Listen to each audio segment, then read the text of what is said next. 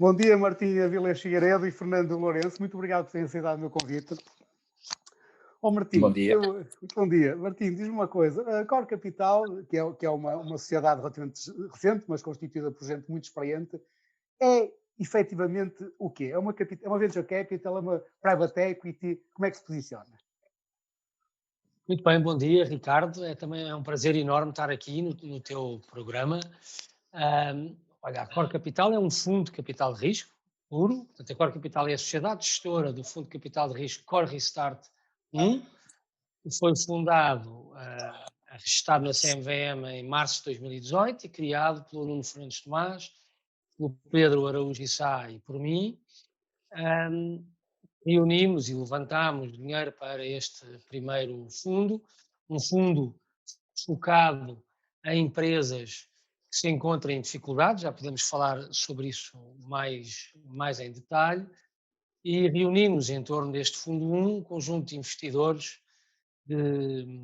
Foi esta a primeira vez que em Portugal tens um fundo de capital de risco só investido pelos chamados investidores Tier 1, fundos de pensões e seguradoras, que é o caso deste fundo Core Restart 1, e o objetivo é muito simples, é dentro do universo imenso das PMEs industriais portuguesas, que reúnam as três, ou pelo menos uma dessas seguintes três características, que é terem muita dívida, terem dificuldades de tesouraria e terem uma gestão pouco profissional, é onde a Core Capital, através do seu fundo Core Restart, investe, fundo esse que já está 100% investido, e a Jaime da Costa é um desses bons exemplos de investimento que fizemos.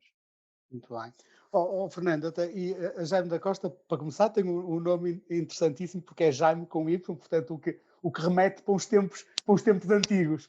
Como é que a empresa nasceu e chegou a este ponto? O que é hoje? Que a Jaime da Costa nasceu há 100 anos atrás, portanto em 1916, e terá surgido quando começaram as questões da eletrificação do país, e houve um engenheiro, pelos vistos, chamado Jaime da Costa, que decidiu fundar uma empresa para começar a fabricar equipamentos. No início era importar equipamentos de energia elétrica, e depois, alguns no tempo, começar a fabricá-los. Portanto, a Jaime da Costa começou como uma empresa industrial, há 100 anos atrás, fabricando equipamentos elétricos, e depois foi fazendo o seu percurso no setor elétrico e acompanhou as várias vagas de eletrificação do país, primeiro com equipamentos e depois executando obras com esses equipamentos e com equipamentos terceiros.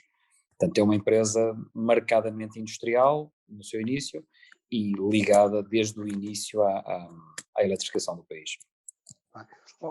Martim, há bocadinho estavas a dizer do posicionamento da Core Capital e de empresas que estão em dificuldades, que é algo que em Portugal já começam a haver investidores, felizmente, cada vez mais. E como é que vocês veem os próximos anos, até por aquilo que aconteceu no último ano, em que muitas empresas que são economicamente viáveis, mas que estão em situações financeiras tremendas, o que é que julgas que será agora o pós-pandemia? Sendo lá o pós, quando é que será? Que nós não sabemos muito bem, mas que tem que ser. Sim, talvez, Ricardo, contar-te o pré-pandemia, que empresas são estas no pré-pandemia, para depois irmos à pandemia. No pré-pandemia, as PMEs, em particular as PMEs industriais portuguesas, são um conjunto muito atomizado de empresas. Portanto, aquilo que caracteriza a indústria portuguesa, tirando as exceções que de alguma maneira todos conhecemos, são um conjunto de empresas com conhecimentos técnicos bastante evoluídos, se quisermos quase conhecimentos mecânicos muito evoluídos, criados ali nos princípios, quer dizer, ou no princípio do século XX, como o caso da Jaime da Costa, ou ali antes da Primeira Guerra, por um conjunto de portuguesas e portugueses, tinham uma competência técnica normalmente ligada a uma máquina qualquer que eles próprios, em muitos casos, desenvolviam. E essas empresas foram evoluindo e aconteceu em Portugal o seguinte: quando essas empresas ficavam ali num patamar de faturação, digamos, para simplificar, ali na casa dos 4, 5 milhões, são empresas que não passaram desse patamar, mas que ficaram sempre sem grandes problemas e sem grandes dificuldades, porque a gestão não ganhava exigências particularmente especiais e, portanto, aqueles que as criaram com as competências técnicas conseguiam ser capazes de gerir essas empresas e, como também nunca cresceram muito, nunca se endividaram muito, nem sequer durante os anos de crise. Todas as outras começaram, ou muitas das outras, que começaram à procura de exportar. Começaram a crescer, porque tinham encomendas, e a diversificar, em alguns casos, os produtos que originalmente faziam. Começaram a ter dois desafios.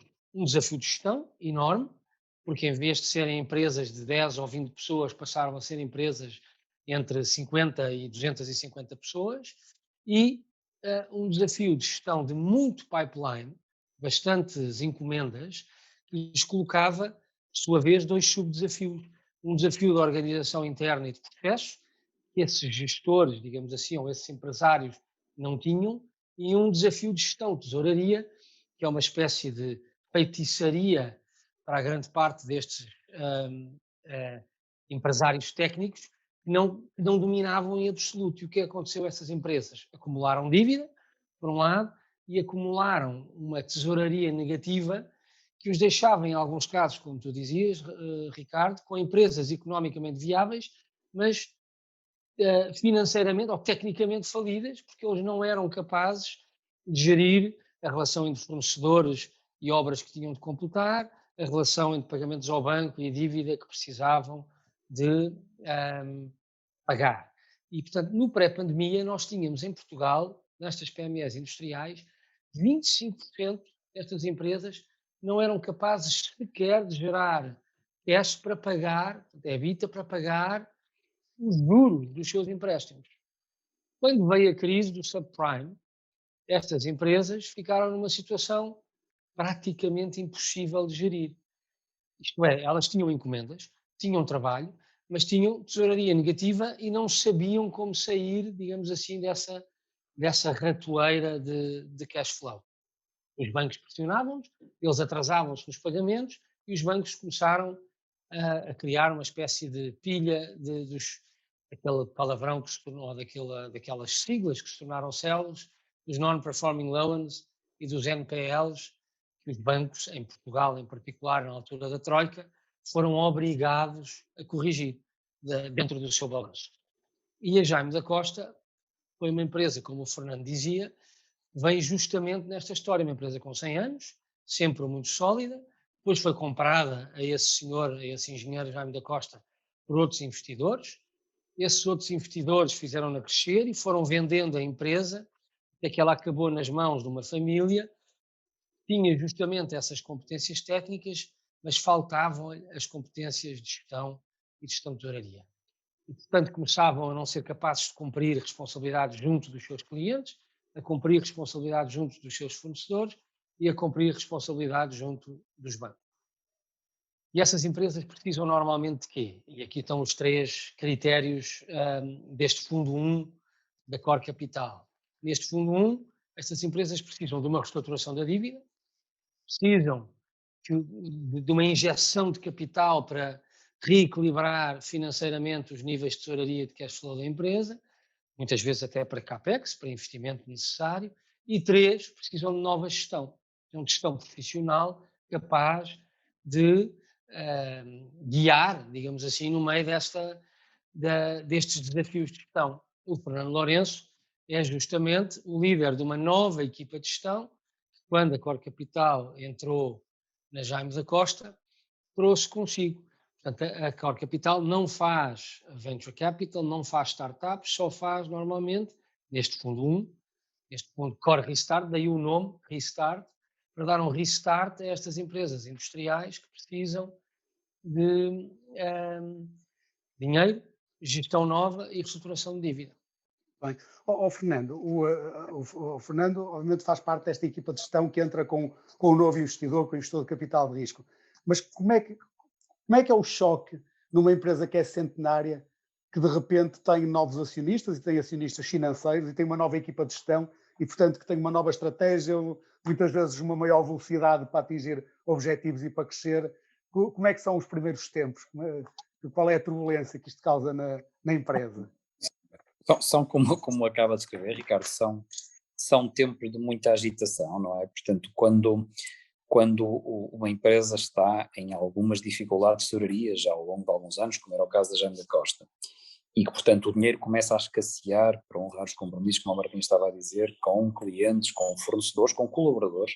Portanto, quando o dinheiro começa a escassear, há um conjunto de processos que a empresa tinha historicamente que entram em desagregação. Falta dinheiro para manter os carros não se mantêm, falta dinheiro para as fotocopiadoras não se mantêm, e quem diz isto são coisas mais visíveis. Também existem coisas dessas na relação com os colaboradores. Portanto, alguns colaboradores que eram peças-chave foram embora na altura em que começaram a ver a empresa a entrar em dificuldades, não se honrava compromissos com clientes, e portanto os clientes obviamente tinham os seus projetos atrasados por causa da Jaime da Costa, e ficavam bastante nervosos e exigiam da Jaime da Costa que os cumprisse, e portanto é num cenário destes, quando entra uma nova gestão com injeção de capital, gente nova, que as pessoas começam a movimentar em torno de um futuro que passam a acreditar que vão passar a ter. E isso é bom, não é? Porque, embora se note que são faz lembrar quase o pós-guerra, não é? Quando vem finalmente o plano Marshall e as pessoas ainda estão debilitadas, mas começam a acreditar que as coisas vão acontecer. E gera-se uma cultura engraçada, e de facto aqui na Jaime da Costa isso notou-se, que é primeiro uma sensação de que vamos lá ver no que isto dá, vamos lá ver se isto não é mais do mesmo. Aí depois isto é, obviamente, uma bola de neve, à medida que as coisas vão começando a correr bem, que as coisas fazem sentido, nem tudo corre bem logo à primeira, como é evidente, mas que se começa a ver que as coisas fazem sentido e que aos poucos vão tendo pequenas vitórias, a fotocopiadora que afinal já funciona, os carros que afinal já funcionam, a máquina que não sei o quê, o cliente que afinal até diz que se calhar vou-vos considerar da próxima vez, o fornecedor que dá crédito novamente, as coisas depois ganham, é uma bola de neve, vão andando bem, e gera-se de facto um clima muito engraçado, um clima de plano Marshall, em que finalmente vê-se o restart da empresa, como o Martim dizia, que acho que é o nome por acaso que se aplica bem no nosso caso. Portanto, acho que correu bastante bem e pronto. Do ponto de vista de cultura e de clima com as pessoas, bastante bem, bastante bem. Esta ideia do plano Marshall não a tinha ouvido ainda nas empresas, mas é interessante e realmente tem algo a ver. Bem, Ricardo, talvez acrescentar, tentando justamente procurar estes género de exemplos que ajudam as pessoas que nos ouvem a perceber bem. Os fundos de private equity, como tu dizias, ou de capital de risco, têm, evidentemente, estes fundos chamados de regeneração, nós não usamos o termo reestruturação por razões relativamente fáceis de perceber, porque os fundos de reestruturação em Portugal foram um tipo de fundos, numa altura especial, em que o país precisava daquela solução, mas estes novos, chamemos assim, fundos de regeneração, têm de facto que ser capazes de entrar na empresa e corrigir as fragilidades que ela tem, para, a partir dessas fragilidades, como o Fernando dizia, começar a ver essa bola de neve acontecer e a empresa, neste caso com 100 anos, que sempre funcionou bem, voltar a funcionar rapidamente. Há ali um momento em que elas são quase uma startup, que é um universo que tu conheces bem, apesar de terem 100 anos, mas, justamente por não serem uma startup, quando as coisas começam a melhorar, a bola de neve depois anda muito mais rápido e muito melhor, porque são empresas com muito know-how. Grande parte das pessoas que lá estão, nas suas várias posições intermédias, sabem muito do que estão a fazer, portanto, há uma experiência de décadas. Se estas empresas falirem, desaparece de Portugal. A gente nem lhe pode chamar manufatura, mas manufatura é a melhor maneira de perceber. A indústria portuguesa é uma indústria muito técnica, mas não é a fazer foguetões da NASA, é a fazer um conjunto de pequenos procedimentos que são absolutamente críticos e que agora nesta crise se percebeu com todos estes temas do Euroshoring, que não há muitos países da Europa já a fazer, porque foram todos migrados com qualidade, não é? Com a qualidade que os portugueses colocam nisto, e depois não é feito por estes empresários às vezes pancadas. Era muito bem feito. E às vezes até é caro demais a fazer-se, e portanto com a nova gestão nós conseguimos manter a qualidade, mas introduzir um conjunto de variáveis distintas no processo de produção que tornam aquele produto mais competitivo sem perder esse expertise, esse saber fazer que caracteriza a indústria portuguesa. Eu há bocadinho não te respondi, desculpa Ricardo, que é o pós-moratória. Portanto, no pós-moratória, ou no pós-moratórias, o que se vai provavelmente verificar, ainda que é importante dizê-lo, esta crise, que é uma crise terrível, com impactos enormes, tem, apesar de tudo, nos negócios, algumas áreas que foram muito mais afetadas do que outras. A área do turismo, como todos sabemos, foi incrivelmente afetada. A área da energia renovável, onde está Jaime da Costa, sofreu um atraso, isto é, todos aqueles players que estão, por exemplo, a construir parques fotovoltaicos, em vez de os fazerem durante o ano 2020, adiaram ligeiramente as suas decisões, porque o próprio governo, que atribuiu as licenças de construção de parques fotovoltaicos, permitiu essa derrapagem no início de construção. Mas agora que estão, de novo, dentro do calendário, estão a construir e estão a adjudicar a Jaime da Costa e, portanto, até parece que não há uma crise de proporções gigantescas como aquela que o Covid está a provocar na economia mundial. Mas pronto, são setores que são mais impermeáveis, como é o caso das renováveis. E a Corte, dizia-te ao princípio, antes de estarmos a gravar, a Corte teve essa sorte, podemos também, para não ser falsamente modestos, algum engenho, nós só procurámos setores dentro da indústria que nos parecessem setores que em Portugal não só tinham esse saber fazer, como tinham características no universo desse ambiente de negócios que as projetavam aqui e lá fora. As renováveis, como sabemos, é uma aposta gigante da Europa, Portugal em particular, sobretudo o solar, e a Jaime da Costa está posicionada aí. Os alimentos saudáveis, nós comprámos o maior produtor ibérico, investimos no maior produtor ibérico de cogumelos frescos, a Sousa Campa, Varandas de Sousa. Era uma empresa que estava tecnicamente falida, insolvente há 2 anos, apesar de ter 85% de cota de mercado, e durante todo esse período ninguém ter comido outros cogumelos em grandes superfícies que não viessem da Varandas de Sousa. Mas quando lá chegámos, até telhados havia partidos, porque, como o Fernando dizia, durante esses 2 anos, olha, se os carros estavam estragados, ficavam estragados, se o telhado estava partido ficava. Investimos na Eletrofer, uma empresa de metalomecânica e de tratamento de superfícies de peças automóveis elétricos, só de carros elétricos, e metalomecânica, onde, sobretudo usada na construção, em substituição do cimento, com todo este trend que agora conhecemos que existe, ambiental e do CO2 que o cimento traz à construção, e de as principais construções modernas agora procurarem materiais alternativos com menor impacto ambiental. Portanto, nós procuramos, nos nossos investimentos, áreas que nos pareçam, pois é preciso um bocadinho de sorte, porque ninguém diria que o turismo não era uma área-chave aqui há uns anos, não é? E pronto, portanto, também podíamos ter investido no turismo com o mesmo raciocínio. Tivemos sorte de não ter investido no turismo, podíamos tê-lo feito, embora não fosse industrial, mas procuramos sempre estas empresas, nós vivemos internamente, são empresas que têm rióstatos de reestruturação, como num fogão, não são muito difíceis de movimentar. Qualquer pessoa chega lá, mexe o rióstato um bocadinho para a esquerda e para a direita, e com boa gestão, dinheiro fresco investido na empresa e uma reestruturação da dívida, a bola de neve começa rapidamente a trazer estas empresas de volta ao lugar que sempre ocuparam na economia e que vão continuar a ocupar na economia nacional. A degradação que vai acontecendo nas empresas que vão tendo dificuldades financeiras, e interna e externa, se ao nível interno, até o facto de depois as coisas começarem a correr bem e as pessoas perceberem que há ali uma nova energia, há capacidade de fazer e, portanto, começam a ter esta energia positiva, como é que é a situação junto dos clientes? Porque muitas vezes essa degradação nos clientes vai fazendo com que eles vão perdendo confiança na empresa, na capacidade da empresa cumprir aquilo que promete, e às vezes até vai perdendo a sua cota de mercado, porque outros aparecem e outros ocupam. Como é que vocês sentiram isso? Ou seja, isso foi relativamente fácil, foi difícil dar essa volta no mercado junto dos clientes? Olha, foi difícil e não poderia ser de outra maneira, não é? Portanto, a Jaime da Costa, trabalhando em setores que faz para os seus clientes projetos que são críticos, são importantes, parques solares, subestações, que não podem falhar, porque a receita dos nossos clientes depende do projeto estar pronto a tempo e horas.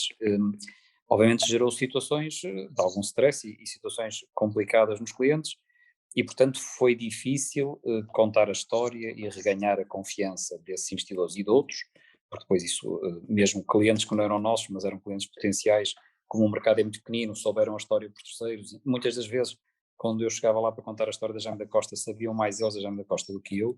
Portanto foi difícil, mas para dar uma nota que me surpreendeu muito, foi mais fácil do que eu estava à espera. Pronto, um nome impregnado, sobretudo em clientes institucionais, como o EDP, para citar um nome, são clientes que conheceram a Jaime da Costa durante muitos anos e que se lembram das coisas boas que a Jaime da Costa fez e dos anos e anos de boa parceria, e tendem a, quando veem que de facto o projeto é sólido, que tem por trás gente que até conhecem, se calhar de outros negócios, de outras empresas, em quem confiam, tem dinheiro que de facto se lhes demonstra que entrou na empresa, rapidamente tendem a confiar e a voltar a ganhar a confiança que tinham de antes e passar uma esponja por cima daquele período de 4 ou 5 anos em que as coisas correram menos bem.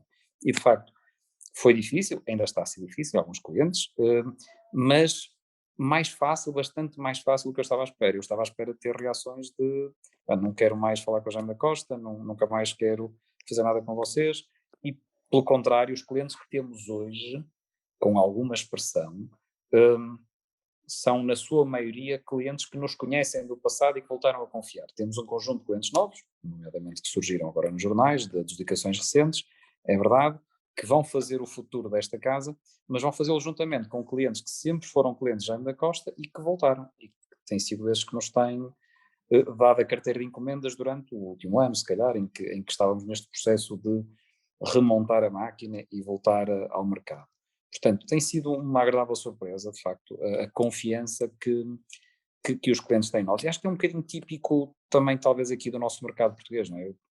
Estou-me a lembrar de mais 2 ou 3 nomes de empresas que passaram por dificuldades, pois, obviamente há aquelas que passaram por dificuldades e fecharam a porta. Felizmente não é o caso da Jaime da Costa, mas empresas que passaram por dificuldades e que recuperaram, rapidamente reganharam a relação que tinham com os seus clientes. É um bocado típico do nosso mercado, não é? Que é muito feito à base da relação, da confiança, da relação pessoal, muitas das vezes, e portanto isso conta muito e pronto, quando os clientes conhecem as pessoas que estão do lado de lá, sabem que são pessoas com quem têm um passado e que fizeram coisas, tendem rapidamente a reatar a rede comercial que tinham. Portanto, tem sido uma agradável surpresa, por acaso, hein? Tem sido bom. Martinha, até pegando nestas palavras do Fernando e naquilo que tu há bocadinho dizias, e uma tese que eu tenho há muito tempo e gostava um bocadinho de ouvir da tua parte, que é, há uma tendência que é humana, eu acho que é humana e acontece quer nas empresas, quer nos países, que é, nós estamos sempre muito mais propensos à procura do novo. E o que é o novo numa empresa? É o novo cliente, e muitas vezes esquecemos do cliente que já temos há muito tempo e, portanto, não lhes prestamos um bom serviço e perdemos-lo. E às vezes, perdendo um cliente antigo, representam 5 ou 10 ou 20 novos que se está a tentar conquistar. E isto acontece também nos países, muitas vezes com esta cultura que eu defendo, mas que depois tem uma outra parte, que é a cultura das startups, que as startups são a salvação do país, e esquecemos algo que a Jaime da Costa é um exemplo tremendo, mas não é só, há centenas, milhares de Jaimes da Costa no nosso país. O que chegar a um ponto que uma empresa tem credibilidade no mercado, que tem know-how, que tem saber fazer, demora anos e anos e anos numa empresa. E muitas vezes o nosso discurso é, vamos agora aqui todos para as startups, e portanto empresas que vão demorar anos e a maior parte delas não vai conseguir vencer, e esquecemos completamente toda a capacidade instalada de conhecimento, de mercado, de saber fazer, ou seja, daquilo que já lá está, e deixamos morrer empresas que são empresas, algumas delas centenárias, ou que têm 10, 20, 30, 40, 50 anos, e que parece que não lhes ligamos nada, que parece que elas não são importantes quando elas são a base do nosso país. Oh, Ricardo, resumiste de forma perfeita, de facto, o que foi a ambição deste fundo Core Restart 1. É exatamente isso que tu descreveste muito bem. Vamos lá ver, nós achamos que a aposta em startups faz muito sentido. O nosso fundo não investe em startups, como eu te dizia, mas achamos que há um lugar importantíssimo para essa disrupção criativa, para essa distribuição criativa, se quisermos usar uma expressão mais antiga, faz todo o sentido que se mantenha. Agora, uma indústria que perca o seu saber fazer e o seu know-how, é uma indústria que desaparece, depois pode vir a ser substituída, mas isto demora décadas. E essas décadas de saber fazer, Portugal tem. Por exemplo, este novo Ministro da Economia tem falado bastante sobre isso, esta vontade de regenerar a indústria nacional. E para ir ao encontro da pergunta que fazias ao Fernando, é preciso depois perceber, quando tu perguntavas, os fornecedores, os próprios clientes, quando nós vamos à procura destas equipas de gestão muito competentes, como esta que o Fernando Lourenço lidera, nós vamos à procura de equipas de gestão do setor. Portanto, os anos de experiência que o próprio Fernando e a equipa que trouxe têm deste setor, são pessoas que vêm da Siemens, pessoas que vêm da EFASEC, são imensos e, portanto, o mercado conhece estas equipas de gestão, por um lado. Portanto, tu dizias ao princípio, esta dimensão financeira, a Core tenta ter uma abordagem 100% operacional quando agarra estas empresas. Nós precisamos de as alterar operacionalmente. E depois, o dinheiro fresco é absolutamente chave também nestes princípios para reconquistar a confiança dos fornecedores. Durante algum tempo, isto não é nenhum segredo, nem nenhuma coisa que não se possa contar, é preciso, quando entra um capital de risco numa empresa como esta, é preciso pagar-lhes a pronto, dar-lhes uma ideia de que nós estamos a fazer isto, porque trazemos boa gestão, que vocês conhecem, e trazemos dinheiro de que vocês precisam. Porque, como sabemos, e tu explicavas, esta cadeia de empresas cheias de saber fazer, esta cadeia de empresas com déficits de tesouraria enormes, esta cadeia de empresas com gestão que não está preparada para os desafios de uma indústria mais moderna, tem à sua volta um conjunto de fornecedores que é a bola de neve negativa. Depois, quando ficam sem receber, também eles entram em dificuldades. E, portanto, quando nós entramos e mudamos a gestão, que regenera completamente a perspectiva interna da empresa, trazemos dinheiro e uma parte dele nós já sabemos que tem que ser aplicada, pagar a pronto a um conjunto de fornecedores que foram lá no passado, por variadíssimas razões da história daquela empresa, penalizados seriamente por essas empresas e pela incapacidade que tinham em manter a tesouraria estável. Portanto, precisamos lhes dar um sinal que esta regeneração que o capital de risco pode trazer a estas empresas começa por eles, começa também pelos fornecedores, procurando cortar essa bola de neve negativa que ajuda a perceber porque é que em muitos momentos a economia portuguesa tem tanta dificuldade em retomar rapidamente, porque está tudo em fragilidade e, portanto, é preciso trazer respostas rápidas, gestão do setor, que o setor conhece, portanto confia, e dinheiro rapidamente para que a bola de neve positiva depois dessas empresas seja mesmo uma bola de neve que cresce exponencialmente a cada mês que passa. E é isso, de facto, que acontece e que tem acontecido nestes nossos investimentos. Muito bem. Fernando, isto nós aproximamos rapidamente do fim, isto aqui passa no instante. Agora fazemos de conta que o Martim não está a ouvir, como é que foi tomar um café, e como é que é ter que fazer a reestruturação de uma empresa, aturar os clientes, conseguir clientes e ainda ter um investidor financeiro a pedir sempre ali resultados rápidos. Como é que isto é no dia-a-dia? É a mesma pressão que vem do lado dos clientes e do mercado, mas isso faz-se bem, não é? Eu acho que no meu caso em particular, e da equipa de gestão que está aqui, nós somos, na sua maioria, engenheiros, e portanto gente um bocado dada aos números e dada às componentes financeiras, e portanto entendemos bem a linguagem do fundo. Se calhar às vezes temos constantes de tempo diferentes, de facto, o que para nós demora uns meses a fazer, o fundo, por vontade deles, gostaria que fosse feito nos dias, mas nesse particular, e pronto, não é por estar aqui o Martim, o fundo é um fundo diferente dos outros, tem uma atitude, se calhar pela dimensão também que tem rosto, primeiro, e portanto as decisões são decisões com rosto, não é uma decisão que algures alguém toma num conselho de pessoas que nós não conhecemos e que depois nos diz o resultado. Portanto, é um fundo com rosto, e nestes processos que são difíceis coisas, e então com a pandemia as coisas não correram nos timings em que estávamos todos à espera. Portanto, o plano que quer o fundo tinha, que quer nós tínhamos, era para que as coisas acontecessem mais rápido durante o ano passado e não começassem a acontecer como está a acontecer agora, desde o fim do ano, início do ano. Portanto, as coisas demoraram 6, 7, 8 meses a mais do que tínhamos todos previsto, Num fundo de investimento isto daria reuniões intermináveis e memos a explicar o que se passa e PowerPoints.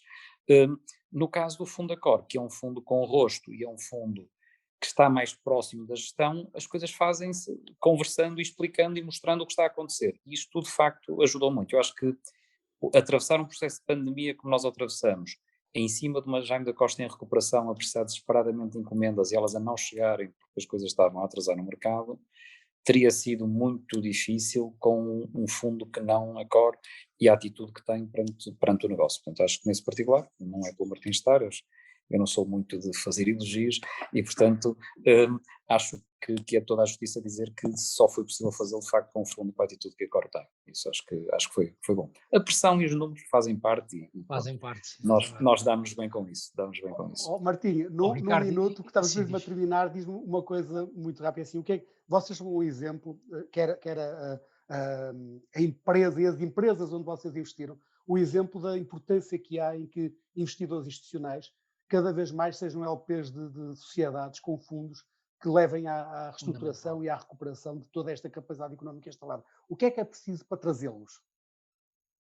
Um minuto, Martim. Olha, num minuto, no nosso caso, nós construímos um fundo que tem um modelo bastante direcionado para fundos de pensões e seguradoras, porque pagam um cupão bruto anual justamente através das obrigações convertíveis com que investe nas suas empresas e, portanto, se quisermos, é um quasi equity em que essas empresas pagam um pequeno juro sobre essas obrigações convertíveis e nós devolvemos esse juro aos nossos investidores e, portanto, para fundos de pensões num cenário de juros negativos é muito interessante poder ter aqui um investimento que tem um cupão anual e depois terá o upside da reestruturação.